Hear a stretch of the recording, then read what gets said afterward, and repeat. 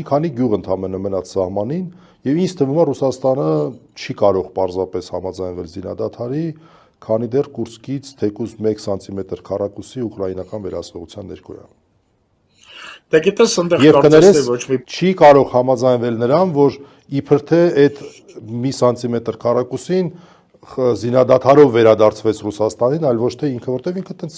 գրռալ են առաջ է գնում 1-2 օրվա հարցանթը մնացել է։ Դե հա, հենց այդ մասին է խոսքը, հենց այդ մասին է խոսքը, որ այնտեղ ոչ մի պլաստարկ չունի Ուկրաինան, հա, որևէ կերպ այդ Հիմա զորքերը ինքը ընդամենը տեղից պաշտպանվում է իր այդ ներքևի ինչա Սումսկայի օբլաստիա ինչա եւ ոնց որ թե իրանք արդեն կամաց-կամաց հաշտվում են նրա հետ, որ հա, այդ սուման ոնց որ թե շատ հնարավոր է Ռուսաստանը գահասնի տեղ, հատկապես երբ որ Պուտինը ուղիղ հայտարարեց, որ այդտեղ անվտանգության գոտի պետք է ստեղծել Կուրսկը պաշտպանելու համար,